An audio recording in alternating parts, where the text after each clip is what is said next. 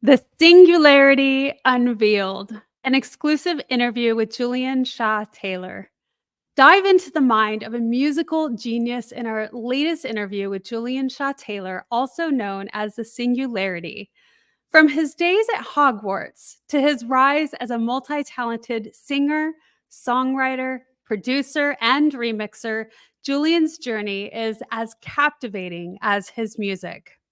In this exclusive chat, we delve deep into his creative process and discover how he uses it as a form of therapy. Join us as we unravel the secrets behind his unique sound, his inspirations, and his unyielding dedication to his craft. Don't miss this chance to learn from one of the most dynamic figures in the music industry. Tune in now. Welcome to the Wellness Driven Life Show, where you're about to go on a wellness driven ride.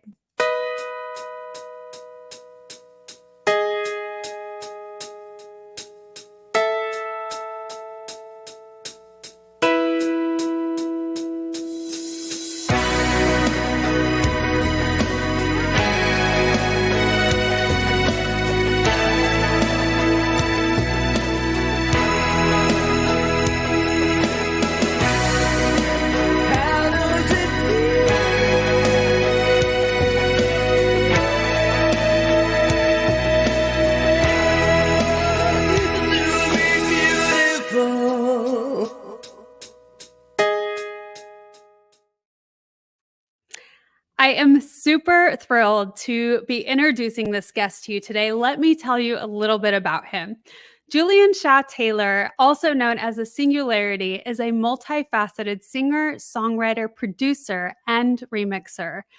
Born in Leeds, England, and educated at Hogwarts, truly, all the way to a philosophy degree at York University, Julian moved to London as a singer-songwriter with classical training on piano and self-taught on guitar. Julian then moved to Los Angeles to pursue his own project and had further success with licenses in TV and film in the USA. He was recently the executive producer of the Forget That I'm 50 album, marking the 50th anniversary of Aladdin Sane, and his album Asylum was among the top albums of the year on the New Wave podcast. His remix and guest vocal work have been well received. Julian is involved in various projects, including the Bowie Files podcast and the E! Network show, Clash of the Cover Bands, and he has won 2 Emmys for his scoring work. His songs have been featured in such films as Plush and Money. Additionally, Julian co-founded the charity Art Angelus and enjoys sponsorships from several major musical instrument companies. Please help me welcome Julian. Hello, April. Lovely Hey, to see you Julian. and meet you virtually. I mean, we've met, but not virtually like this. This is very exciting. We have. It is exciting. I'm so excited to get to know you even better because, Julian, I have seen you on stage many times now. My husband and I really fell in love with you and your style and your music and all of the creativity that you bring to the world many years ago back in Denver, Colorado.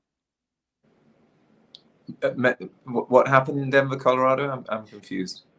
Well, so we first saw you and was introduced to your music and your style back in Denver. Probably it was pre-COVID. So it's been a number of years now, maybe 2018, 2019.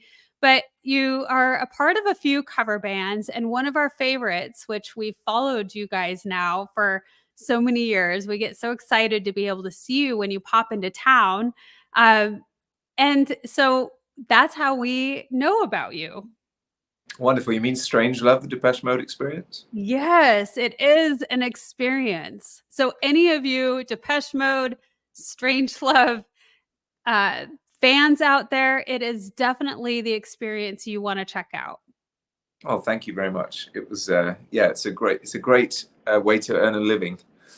Playing some of the greatest songs ever written. I'm very honored to play as Alan Wilder in Strange Love, the Depeche Mode experience, and I also emulate David Bowie as Electric Duke.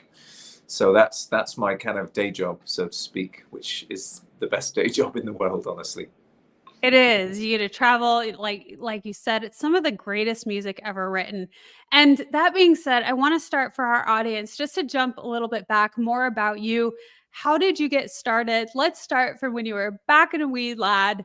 When did music really come to you as this inspiring journey you knew that you wanted to move forward with? What moved you in such a way that you were like, this is it, and I don't want to ever be away from it? My grandmother was a music teacher. She was a frustrated music teacher. She had been an English and music teacher when she was in her prime, and she met my grandfather, and they got into business. And then when I came along, my mother passed me off to my grandmother for a while so she could get her shit together, basically.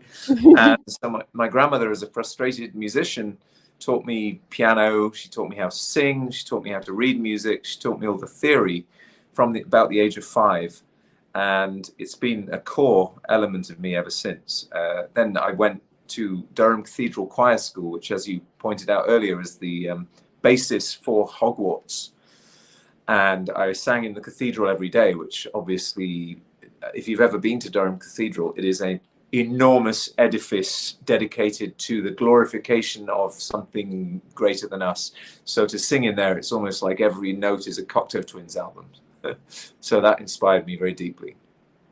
Oh, yeah. And you have mentioned about this Hogwarts experience. What furthered you in that school? What you talked about singing in the cathedral, but was there more than that based on your experience there that really propelled you into the next step? I mean, just the music in the cathedral, really. I mean, I learned church organ. I played church organ for the voluntaries when the choir was walking in. I learned violin, I learned trumpet, I learned piano, I learned voice, obviously. Then I learned viola, clarinet, flute. It's a very music-focused school. And it's 4 houses. I was in Flambard, and I used to board, so I was a boarder there. And that's very much like the Hogwarts setup. J.K. Rowling did base her setup on Durham Cathedral Choir School. So that was fun. And then obviously, as I grew older, I discovered Prince at Durham Cathedral Choir School, which is the literal opposite of that big, voluminous sound that you get in a cathedral, because it's kind of tight and funky. So when I discovered, I think it was Paisley Park and Sign of the Times around that era, and I discovered that was the diametric opposite. So I wanted a bit of that too, and discovering Prince and then discovering later The Cure made me realize I had to do this for a living, and I have ever since, really. I was earning my living as a 7-year-old at Hogwarts, singing in the cathedral, and I have never really stopped earning my living as a musician. So Okay, yeah. So this is definitely something that has stemmed from very early childhood. And you had inspiration from family, and that's incredible. And all throughout your schooling. Now, you do describe your music as being if Prince and The Cure had a baby, is that correct? That would be kind of your well, style. somebody said that to me at a show once, and I thought it was really funny. So I put it on my bio, and everybody references it. So fine. Well, I how thought do it was you a nice feel flatter. about it?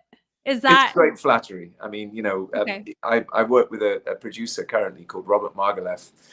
We co-produced a number of songs on the last album, Elysium, by the way, not Asylum. Oh, Elysium. Elysium, I yes. am saying it No, wrong. no worries. I will show everybody. Yes, there you go. Yeah. So I've been working with Robert for a while, and he picked out the Prince. He produced Stevie Wonder and Oingo Boingo and Devo. So he picked out a lot of the Prince and funk influences in my music, and he likes to focus my mind a little closer to that, whereas my natural propensity is to go a bit more, as I say, voluminous, a bit more reverby, a bit cathedral-like. But he wanted to tighten it, so we sort of met in the middle there. And Elysium, the songs End of the Line, Secret, and I think that's it on Elysium that I did with Robert. And they're clearly quite tighter sounding than a lot of the rest of the stuff. So I appreciate his insight. Yeah, and I haven't listened to any of your other work, but we did purchase the CD, and now that I'm looking at it, I can't believe I was reading that wrong. That's so funny. It has a very different connotation. That is totally different connotation. So now I'm blushing, but it's a CD that you can listen to just over and over. I can't tell you, we just kind of leave it on replay and have heard it many, many times over again. It's just a great soundtrack. You have incredible songs in there. I can see why you have won Emmys. One of them is my favorite, and I think it's the Evolution Oh, is thank you. Thank you. definitely one of my favorites. So, Julian, if you were to pick one of your favorite songs, what would be one of your favorite creations that you have made? Of mine? Yes, of From yours. Elysium? Well, from any of them. I would love to know, just in general, what's That, been your favorite, most passionate work? that's well, it's probably Elysium, but obviously I've written a lot of stuff, and I will see you on I'll see you on Saturday. So I'll bring you some of the other CDs, because I've worked on 15 albums, something like that, and written a great number of songs, probably about 400.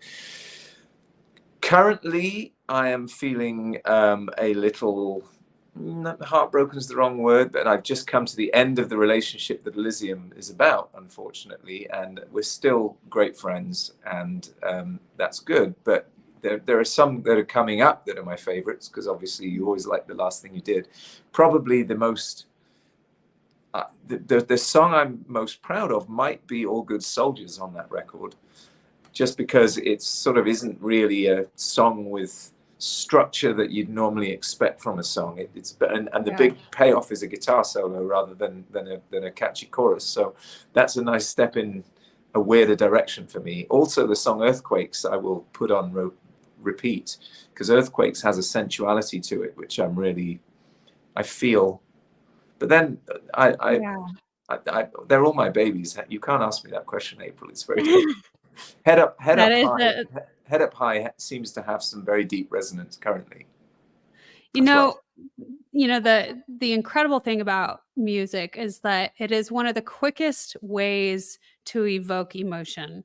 And you really have brought that out with so much of what I hear from your work. And even when I see you recreate other people's work, David Bowie and All Good Soldiers, by the way, really reminds me of David Bowie's work. So you definitely have that tuned in. But when that's the point of it, right, is to really evoke emotion within people, quickly, and to stir up the passions and all of those things that it comes with. Yeah, I mean, I think this may be more on topic with your show and what your show normally deals with. Is I find songs a catharsis, like particular. I'll talk about Elysium because it's the one you know. Basically, it's the story of my relationship with my current sort of, current with the love of my life, and how that relationship developed after the end of my last relationship. And I write songs so I can encapsulate the emotional response. Now, something like Head Up High, for example, I was very sad. We were having problems, and the song itself can encapsulate what I need to say to myself. It's almost like self-therapy. If I write down something and I create a sonic palette that is appropriate for that sentiment and that either sadness or that joy or that excitement or whatever it is, that sonic palette plus the depth of the lyric and the self-therapy of the words often allows me and helps me get past the deep hurt that I might be feeling, or the deep excitement that I might be feeling. So but particularly in Head Up High, I'm talking about that song. It enabled me to move past that deeply unsettling and sad point in my life. So I use music that way, because once it's been, it's like crushing pain into a diamond, and then keeping that diamond and owning that moment. It's almost, it's almost like, okay, so I can feel this, and I can take like the pensive from the the Dumbledore has in his room in the Harry Potter books. He takes out the thought and he places it into this bowl, which contains all of his memories, right? Or not all his memories, his painful memories. And that is how I use songwriting sometimes.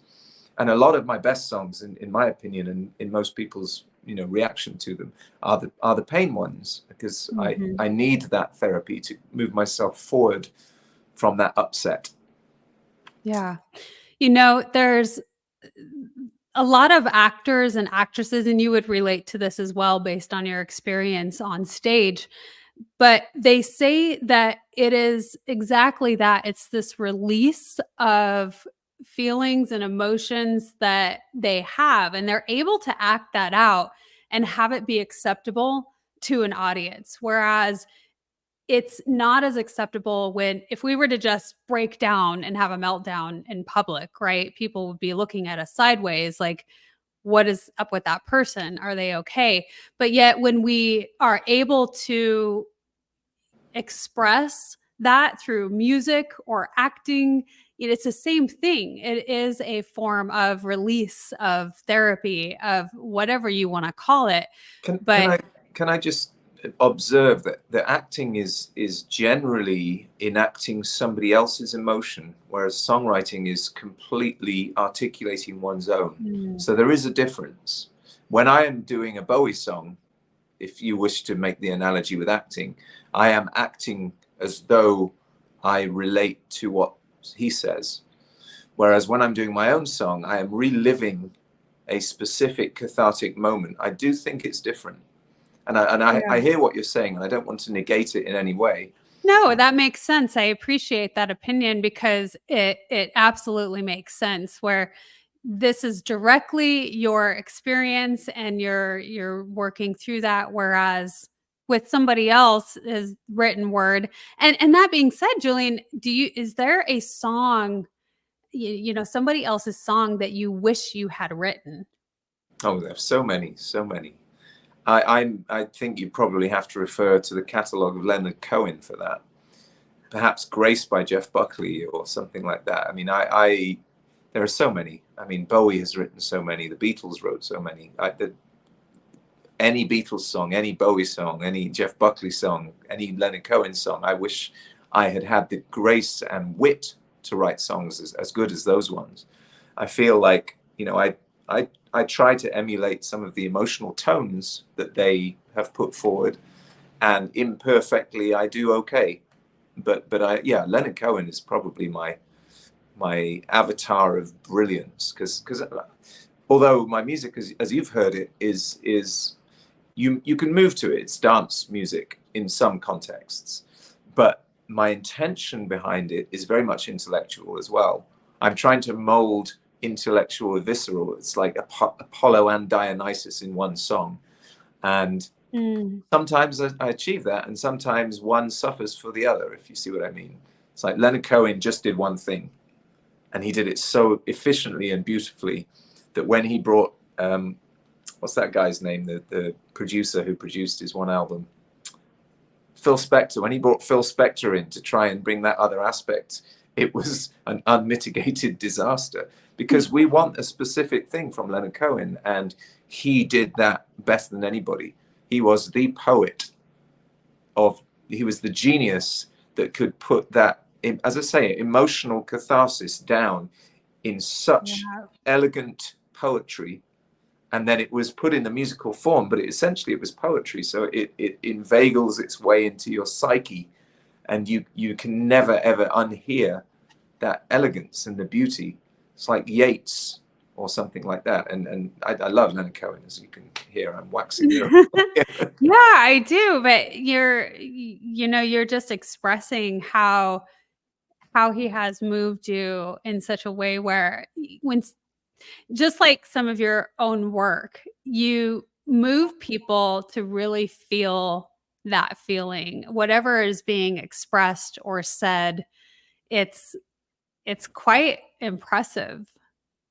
Thank you. I hope I aspire to be able to touch people's hearts and minds with what I write. And I get a lot of email. Well, I'm exaggerating. I get emails often from people who have credited me with moving them deeply.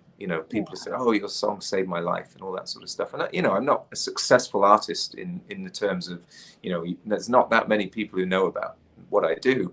So when I receive an email like that, the weight of it psychologically is it weighs heavily on me, because that is exactly what I try to do. I want to reach people. I want to communicate with my music, because I spend my days in this room making music all day long, and then I'm on tour where I'm on stage, and then we do the meet and greet. You've seen us so many times. We do the meet and greets, and we meet everybody, and we smile, and we get 35 seconds with that person, and a minute with that one, and 15 seconds, then we're back to the hotel room. So the actual social time I get to be amongst people is very limited. So when I can reach somebody with something like a piece of music, and they listen to it and it touches them, I'm so honored by that. That makes me feel spectacular, like really deeply moved. And that's what I do it for, to be honest. Yeah. Yeah. And it's such a beautiful thing, Julian, where you are able to do what you love, what you're passionate about, and to be able to have those kind of effects on other people. It's just this incredible side effect. We had a couple of questions come in. Let's see. Manly says, yes, Cohen's Hallelujah moves me every time. Absolutely. And I would love to hear you perform that. I've done it many times. I had, that's the Jeff Buckley version, because obviously that's the one that's become a big representation of that song. But I used to do a lot of live streams, especially during the pandemic, and Hallelujah I played a few times because it was good. And then my Eva, the cover star from Elysium and The Love of My Life, she decided that Hallelujah was no longer to be performed, so I stopped. And now we split up, so maybe I'll start performing it again. Who knows? Well, we're going to move into our first commercial, and when we get back, I would love to hear your perspective or what you've learned from all of the travels. Right now you're at home, you get to spend time with the family. And then in a few days, I get to see you in our state to see you perform again. So there's so much of this traveling. And how do you balance it all out? So when we get back, stay tuned. Are you a practitioner or a coach listening to this? If so, I would love to ask you, do you use hypnotherapy in your practice working with clients? And if not, would you like to? The power of hypnotherapy is limitless.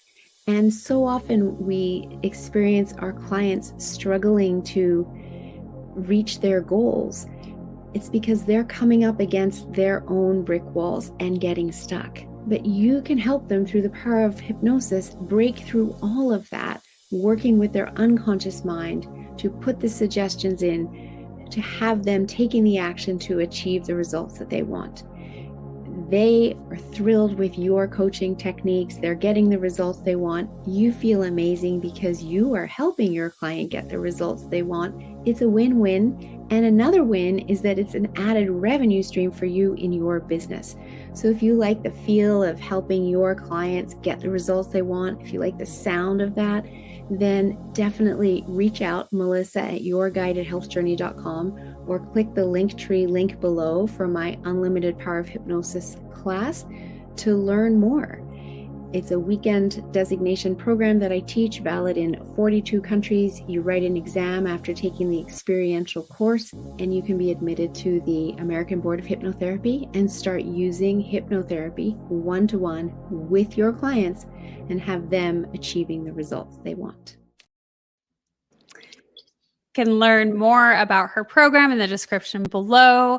And so coming back to you, Julian, we have many, many people on the show that are travelers. They're worldwide speakers, performers, actors, actresses. So a great question that I like to ask is, while you're out doing all of the great things and inspiring so many people, what is your balance look like for that? How have you managed that? What tips and tricks do you have?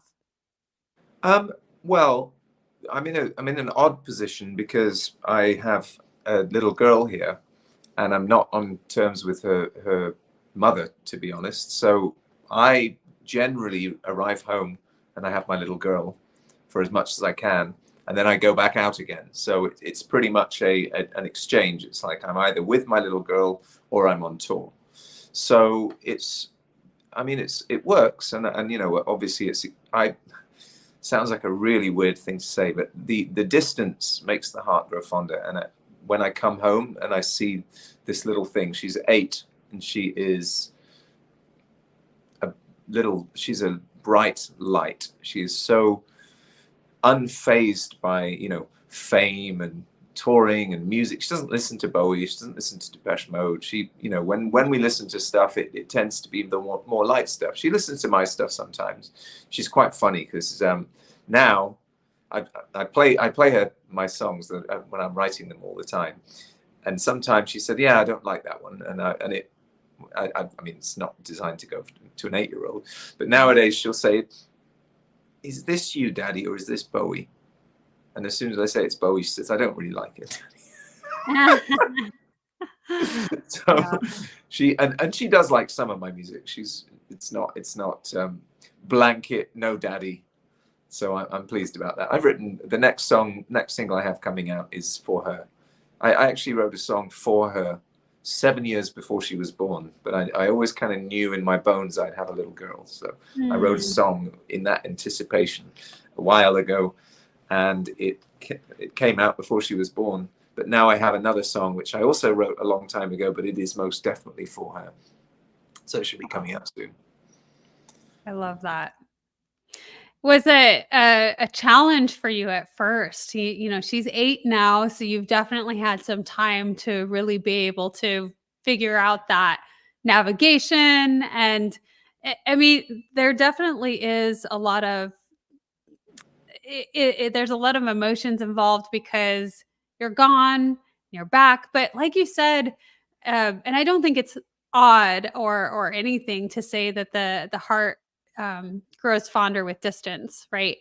It does. And so it's kind of nice in a sense when we do have that distance because it gives us time to miss one another.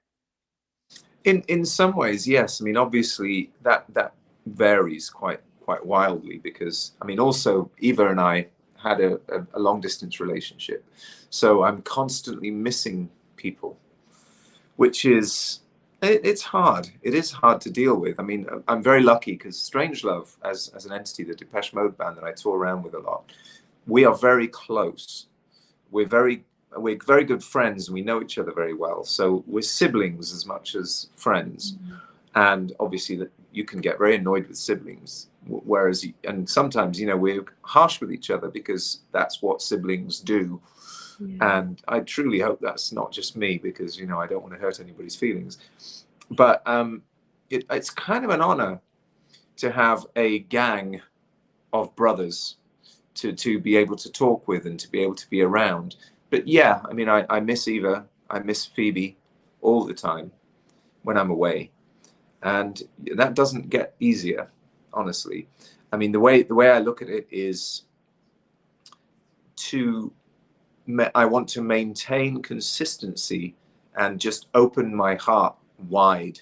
So every time we do see each other, I remember in each moment, whether I'm bored or annoyed or whatever it is, I remember in each moment that this is fleeting and precious. So Phoebe can be annoying. She's, you know, at the age where they repeat what you say, and you know, you just sort of have to go along with it. And I take a breath and I just say, okay, well, this age is not going to last forever, and I have 3 days this week where I'm going to be with her, not of 7. So I'm very patient and tolerant. It's taught me patience and tolerance, honestly. It was even the same with, you know, meet and greets with the band, because sometimes we get the same question, same statement, every single person on the line. And you've seen us, right? I mean, we do an hour sometimes of people talking with us, and we'll take pictures and we'll, you know, shake hands and give hugs and kisses and whatever. And sometimes it's the same question and the same statement that comes again and again and again and again and again and again and again from the heart. So we have to receive it with the grace with which it's intended, and that takes patience too, honestly. So it's all a lesson in patience. Since I, you know, past 40, I have grown very patient. Yeah, that has been, Julian, one of the most difficult lessons for me to learn is patience. And I feel like I learned a lot of that with the love of my life.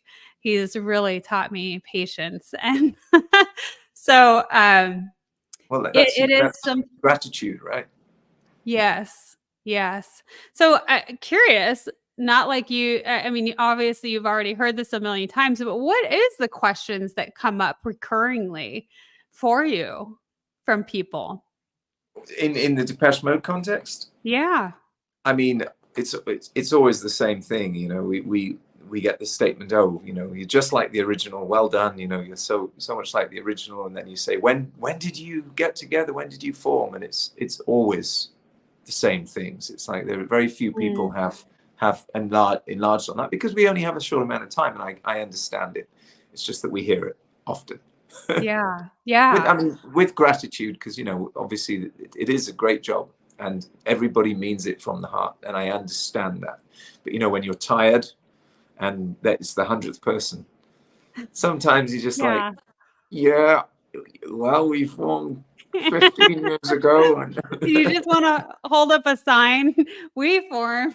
They exactly, can read it. the checklist of questions answered already. There might be Refer something to the there. list, you know. Yeah. Yeah. Well, you guys definitely do an incredible job.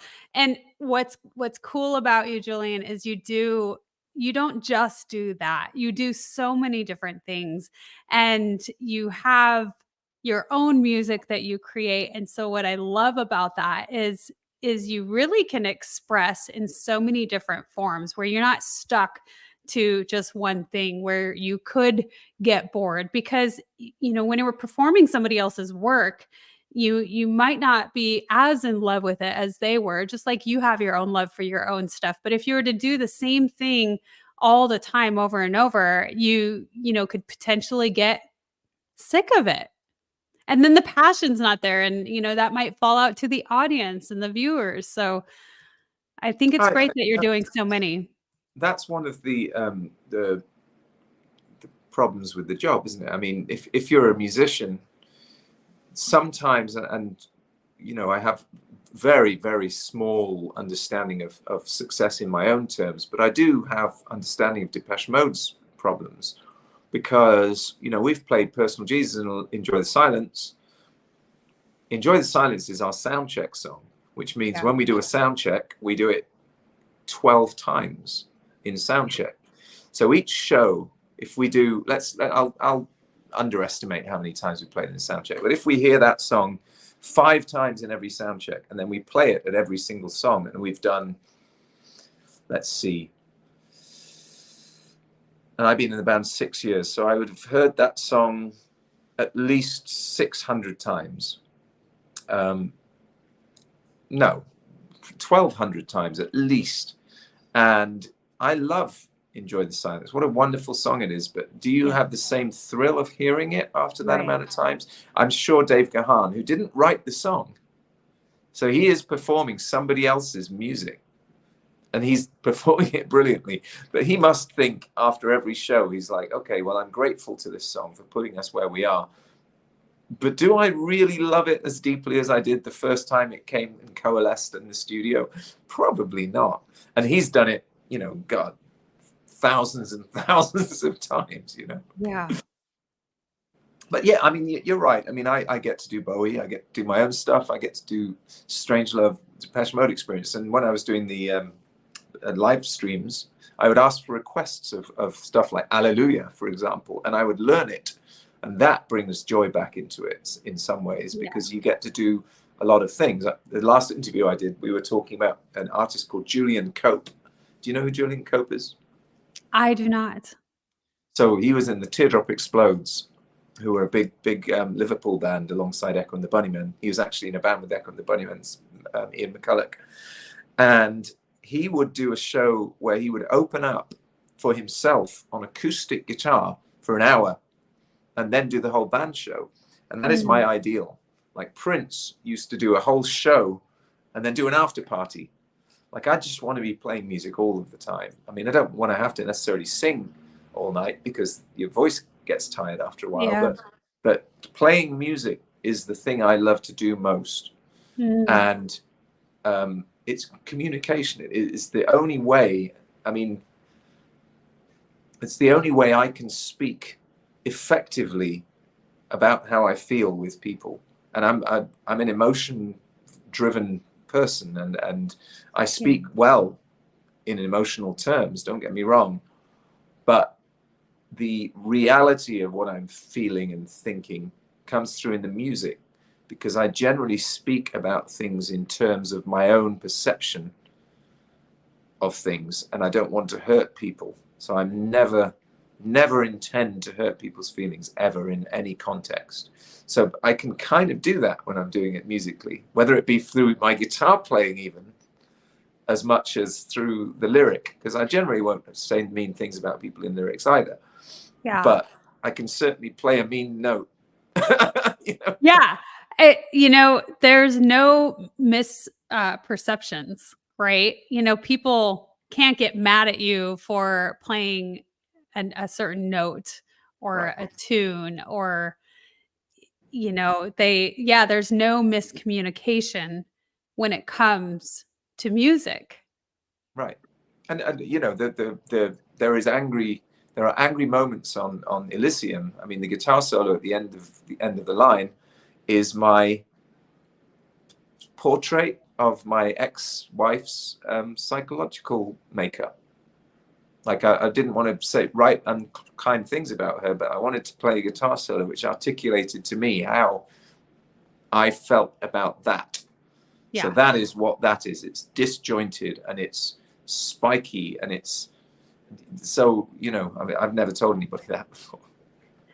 No, I love it though. I mean, truly, everybody, you have to check this out. I want to make sure I get that in there. Okay. But it's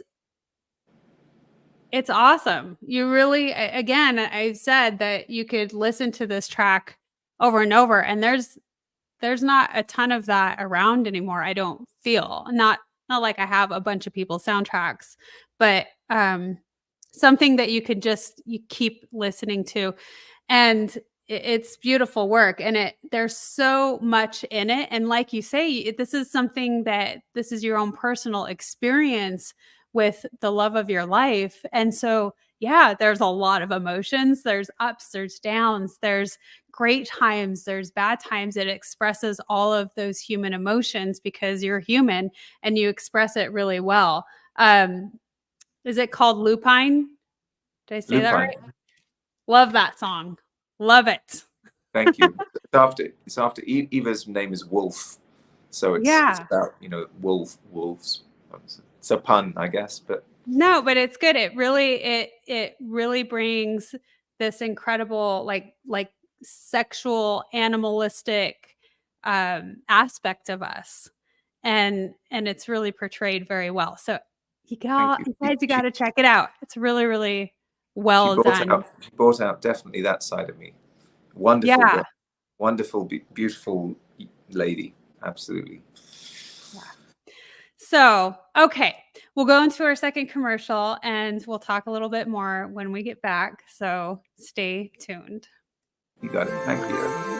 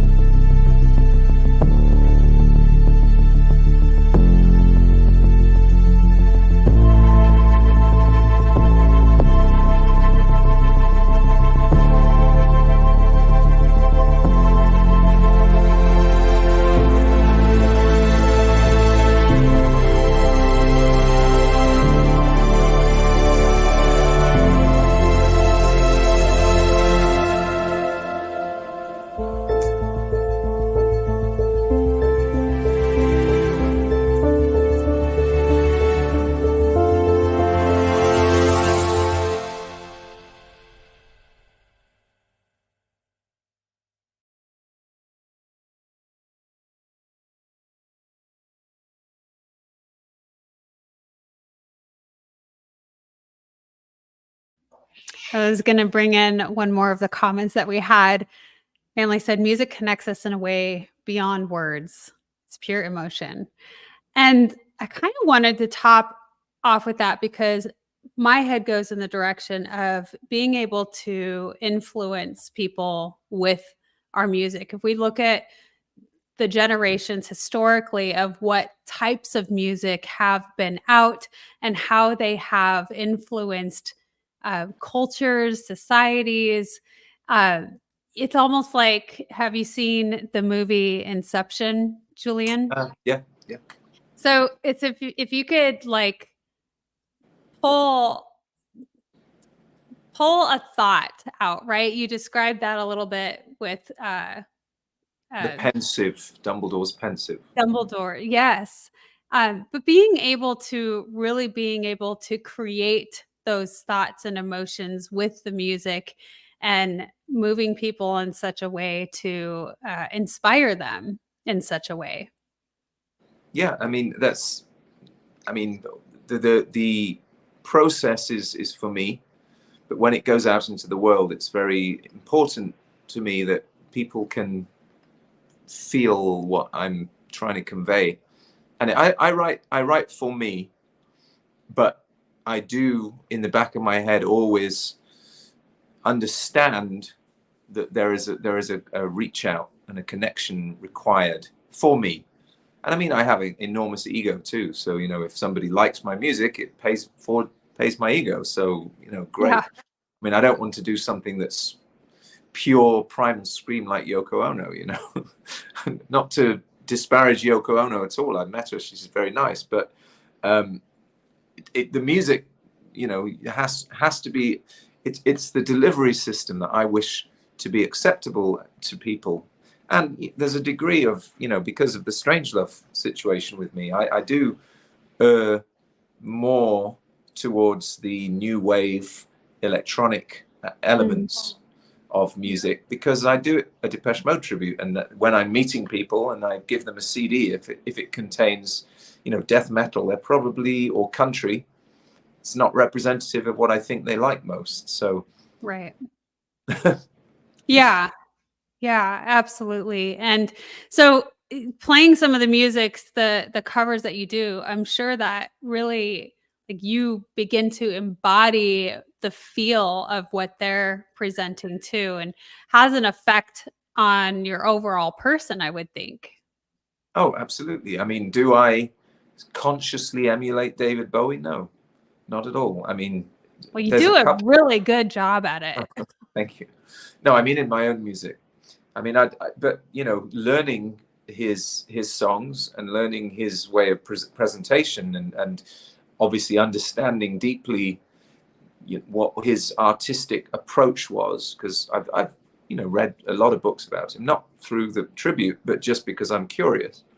I mean, that has to influence you for your own stuff, doesn't it? Yeah. It's like, you know, Well, I read about Brian Eno, I read about David Sylvian, Brian Ferry, Robert Smith, all these people that have been very inspirational to me. David Byrne. I'll read about the way they approach music, and I'll read about the way they approach lyrics and what their books that influenced them were. I read a lot, and I like to incorporate those artistic intentions in the, certainly in the musical aspects as much as the lyrics. So, I mean, I'm kind of a magpie. If something sounds cool to me, then I will figure out how to do that, and I will incorporate it into something. You know, I like to do that because I feel, especially Bowie did that. Not that he has a very similar approach to life that I do. So, you know, that's why I resonate so deeply with him, because he is a collector and a magpie of great things. Yeah.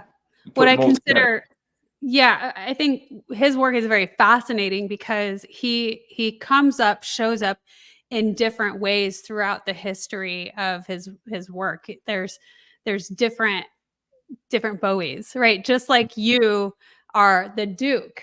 That's a certain time period of how he expresses himself, and then it's different in other forms. But that's wonderful because it shows his evolution and really evolving and learning and growing and mastering certain things, not just sticking to one certain thing. There are some bands that have done that where they haven't really shown growth, so to speak. I mean, you have bands like, you know, the Deftones, for example, who I love, the Verve, who I also love, Oasis, who are great, you know, and yeah, they have done one thing and they've done it very, very well, and they've stuck to that. And I had this again last interview I did. We got into this discussion because for me, I've evolved. I mean, you compare my punky stuff that I was doing in London, my sort of heavy stuff, and then punky stuff, and then there's, you know, acoustic stuff, and then so I've evolved the same way Bowie has, but nobody's been paying attention, so it's made no difference. But the Verve, put on a Verve record and it's the Verve, and you know, now if I had done that, it's very easy to pigeonhole, and you know, okay, so this is that song, and that song sounds like the next song, and the next song sounds like the next song. So you have this musical world they've created, whereas my musical world incorporates the entire of the musical world from all angles, and I try to incorporate them as much as possible into everything I do, which makes it sometimes a bit inaccessible and indefinable. So the pigeonhole doesn't exist that contains Julian Shah-Tayler music. Yeah. I mean, it's Elysium is the closest I've ever got to more consistent on a record. If you went back and explored some of the other stuff, which, as I say, I'll bring this weekend, then you'll understand that I'm all over the place. I mean, I'll do a acoustic thing here on an acoustic guitar. I'll do a gigantic piano ballad, and then I'll do a purely electronic song, and then I'll do, because it's the only way I stay interested. Yeah, well, you really view it, I feel, Julian, as this unlimited exploration of, you know, what else can we create. You've got the creative side down, that is for sure. And I feel like so much of our overall well-being has to do with that creative side of us, and that also where we are explorative, you know, where we can think bigger and continue to find out some of the cool things that we are going to be able to create. That being said, you've got that down. What are some other things that you do maybe on a daily basis that to help manage your overall well-being? I listen to a lot of I guess audiobooks, which are to do with, you know, processing and growth. I listen to a lot of things, you know, obviously Eckhart Tolle I've dug deep into. I listen to Thich Nhat Hanh. Alan Watts is a big one for me. Alan Watts specifically, because Alan Watts he's a beautiful balance of commentary, spirituality without dogma. And I find dogma very off-putting, certainly in religions. And my religion is kindness. I want to be kind. and I want to communicate. I mean, for Phoebe, my little girl, I'm very proud of her because she is a very kind person, and she understands the difference between choosing anger, choosing darkness, and choosing to shrug it off and aim towards the light. And I struggle with that sometimes. The reason I write quite dark music is, as I say, for the catharsis of getting rid of the dark thoughts inside my head. And once that pensive has removed that deep, dark, I mean, the song Head Up High is about literally drowning in an ocean of misery and sadness. Yeah. And that enabled me to float, swim, and then get out of that by putting it into a song. And I believe the song is very beautiful. And I'm proud of the ability that I have to do that. Without music and without the ability to do that, I think I could be a lot darker as a character and as an individual. And you know, the last thing I want in my life is to leave a footprint that is cruel or unkind or perceived as manipulative or anything like that. So I constantly, and I am very grateful for all the wonderful things I have in my life, and I try to practice gratitude. You know, that's rather a hippie way of saying it, but I am very aware of how grateful I am and how blessed I am to be in the position I'm in, to be able to make music for a living. I did what everybody aspires to do, which is I pursued what I love and I made it pay. I tell my daughter that. I'm like, don't worry about getting a job. Forget people telling you got to get a job, you got to settle down. Forget that.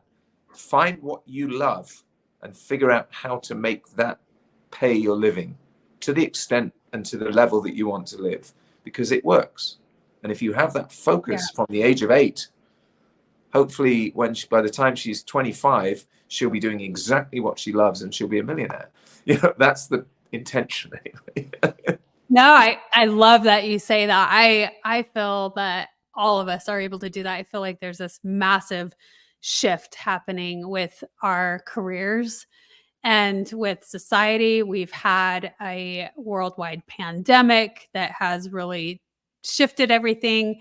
And then we're seeing the after effects of that continues to happen. So people are really being jolted. And now what? Right? So how it's people coming out of that, and what can I do now? And what does bring me joy? What am I excited about?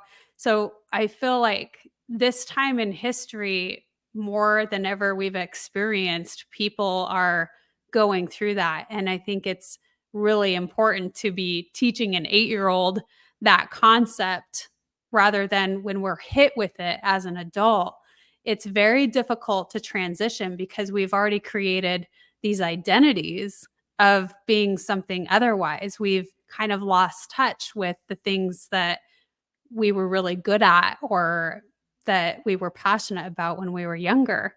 So it is incredible that you have found that and you continued it, that you were, you know, bold enough to keep going with that and know that by doing it, the money will come.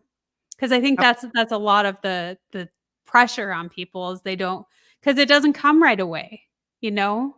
No, it still has Sometimes. to come. I mean, I still live paycheck to paycheck, but I'm doing what I love and I'm living well. I mean, the thing, I've been very blessed because the thing that I did have in my life growing up was a loving and supportive family. And in understanding people that I've had relationships with, it's mostly, as I say, I don't have that many friends. I have some very good friends, but I don't have that many. I generally live through my interaction with my significant other, Eva in this case, or whoever it might have been in the past. And I realize that my family and my family background is very unusual. Like, they are wonderful, intelligent, loving people. And I have a boundless gratitude for that because it's not usual. I mean, it made me, it's not a given. It's not a mandatory thing. And I'm very lucky from that. So I want to provide, especially for Phoebe, I want to provide stability and absolutely no doubt whatsoever that whatever she does in her life, that I will be 100% there for her in every context. I'm not going to spoil her and buy her things and, help and always help her do things that she wants to do beyond what I feel is good for her. But I'm always there, support in a supportive sense, and that's incredibly important. You have to do that for your friends too. Like I spend my time with even with Strangelove, whoever. It's like I will say kind things out of the blue as much as I can, because I feel it's important, even especially amongst men to men. If I say, hey, you look really cool today, that's a great hat, compliments between men is so rare. It And is. it's like, hey, no homo, bro. But at the end of the day, yeah. And I hope and I believe that is shifting as well, Julian, because I agree with you. It's uncommon because we have created this phobia or what have you, that it's not acceptable, or the man has to be the manly man, but yeah, I mean, just as much as men love to be complimented, and we all have that ego, and we all like to talk about ourselves, and there's those aspects for both men and women. It's not just one or the other. So, sure. yeah. I don't mean compliments necessarily. I just mean slight gestures of love. Yeah. Whether that be like, you look great, or I say to Leo when he comes off stage, it's like, you did a really great job. You sang really well. And he always does. He always does. But once in a while, I know that maybe he needs that. People assume that there's a stoicism, and you're right, it's men and women, but I feel that particularly with men, and particularly in this country, in America, that there's a stoic sense that you can't express yourself to a dude bro friend, and that's a great pity. It exists in England too. I'm not putting that, I'm not putting America down in reaction to England, but No, but there are definitely cultural differences in how people react to one another. So I'm glad you bring that. Oh, for sure. But I don't think I'm not bringing the English way to America. I'm just bringing I understand that that's important. And I don't generally get it back, but I also understand, if karma is a thing, which, I'm not sure that karma as an entity that exists from the Buddhist tradition, or whatever you want to call it, is exactly correct. I mean, it's maybe not meted out by the cosmos or the universe, but it's definitely a thing. It's like, if you can put kindness and joy out into the world, you will receive that. And I do all the time. It's demonstrable. I get so much kindness and joy back towards me. I mean, whether it's the rule of threes, I've done a lot of research into this stuff. I studied philosophy at university, and I've researched and studied spiritual paths and dogmas and religion. I studied theology too, and the only thing that I notice is they all say exactly the same thing, and exactly the same thing is, be kind to each other, and people will be kind to you. That's pretty much that's it. And what did Rabbi Hillel said? Do as you would be done by it. That is the whole of the Torah. All the rest is commentary. Yeah. Absolutely true. Like, be kind to your family, to your friends, and spread kindness. And I promise you, your life is immeasurably better. And I'm hoping, in my work, I mean, that's not the cornerstone of my work, because my work is pretty self-serving, and it's sexy as well as being, helpful. But that is my life's work, is to try to do that. And the one thing I can do best is with Phoebe. I want her to get that best of me, and I will enact that with her continually. Everything else, I fail and I'm flawed. So sometimes I'm not good at it, but I will be Phoebe. Well, that's why you do things like this, and you come on the Wellness Driven Life show, because that is your way of verbally spreading that message.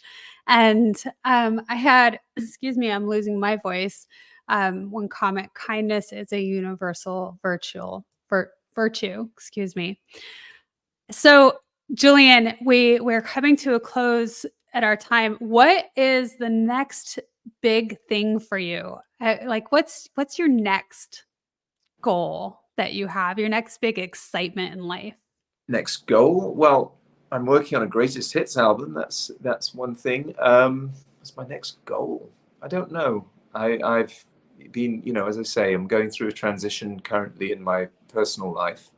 So my next goal is to try to focus on Phoebe and growing my reach. I mean, that's a very self-serving answer, but I want to grow my reach. I want people like you to hear my music and to appreciate and understand it. And I also want them to, because even if I am imperfect in articulating what I'm trying to do, as I've verbally told you, that is kind of what I'm trying to do. I want to put joy and kindness into the world. And hopefully listening to my music does a little bit of that. I don't know. It does for Manly and I. Absolutely, it does. And I want to make sure everybody knows where to find you. It is on the screen, www.julianshahtaylor.com. That's JulianShahTayler. And you can see that in the description below. Manly again mentioned a comment, your music is your gift and kindness to the world. So we definitely really, really appreciate your music. And I'm so excited to be able to expose that to our listening audience. And so you can find out more there. Julian, it's been truly a pleasure to have you on the Wellness Driven Life show today. Thank you, April. It's been a pleasure to be on. And I'm sorry I've been a bit low energy. As I said, I've had a transition recently. So, well, as you grow more yourself and maybe you come back on the show and we talk more, because you're a very insightful human being. Thank you, April. I've studied a lot and I try. And as are you. And thank you for having me on. It's been a great pleasure. Thank you. You're welcome. Okay, everyone. Thank you so much. Goodbye for now, and we will see you later.